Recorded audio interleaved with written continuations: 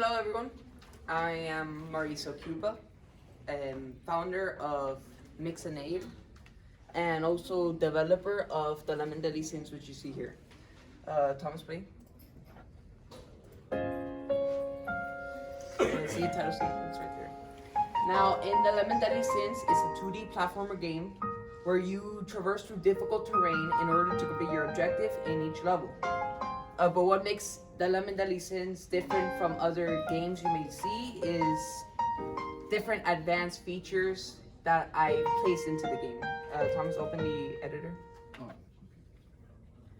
So here's one example of a feature I have here. Switch to user interface. Go in here. Now, you may be wondering what this block exactly is. This block is a save feature, which allows the player to restore their progress once they go back into the game. Open the behaviors.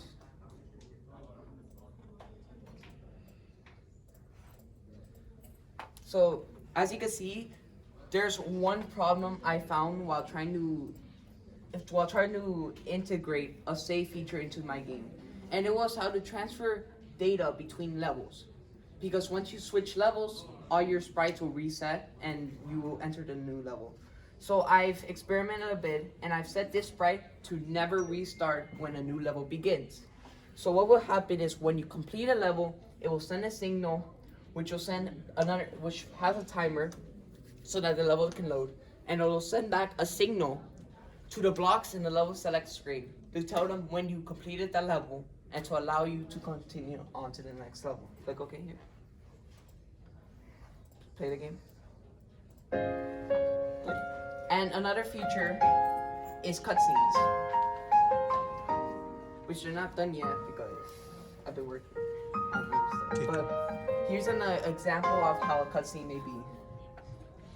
And then we move on to the level select screen, where you can negotiate with, you can move around with the arrows. And if you go back to the level 1 of chapter 0. See? Now here's the level, right? There's many aesthetic features. We have jump on the wall.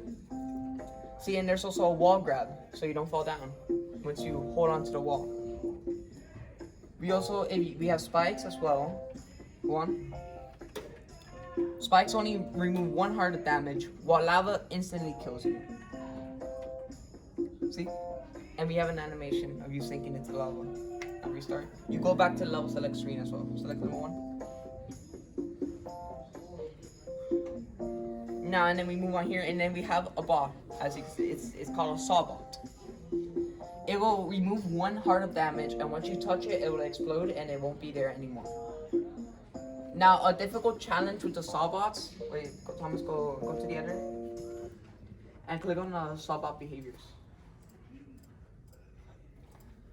Now, Suma, making the sawbot was a challenge for me, to be honest, because you had to find out how you can give a single sprite the flexibility to have a custom path rather than making a new sprite every time you needed to have a new path, so you can make it more efficient.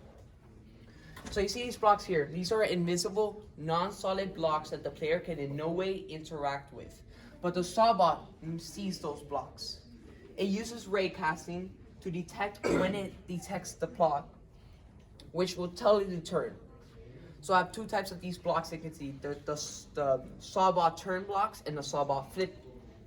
These are the sawbot flip blocks that will make it turn 180 degrees, and the sawbot turns will make it turn 90 degrees.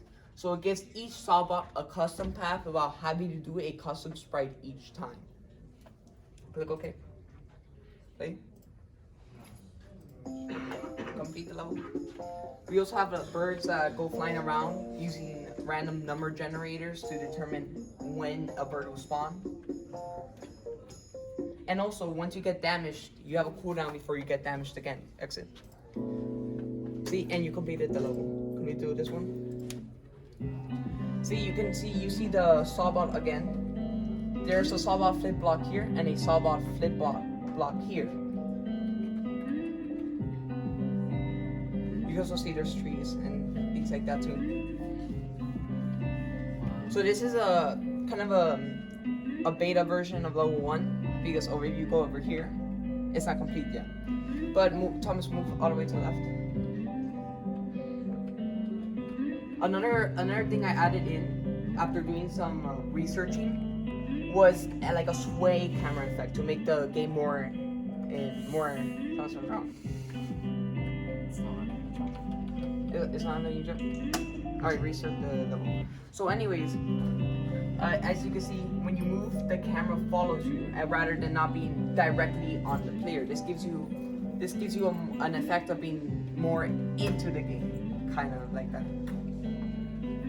And that's some of the advanced features I have in my game. How does the Lemonade play? How does the Lemonade concept play into this game? Well, the storyline in the game is that you are the daughter of a very powerful wizard who created lemonade and 7 different ingredients that go along with it. But one day your father had gone missing, and so has the lemonade and 7 different ingredients. So that's why there are 8 chapters. The chapter 1 through 7, each chapter will be responsible for obtaining back 1 ingredient. And that's how you have to get back the thing. And then at the end, there's a final boss battle. What about the pH testing strips? How did you do with the video? Can I see the video? Over here.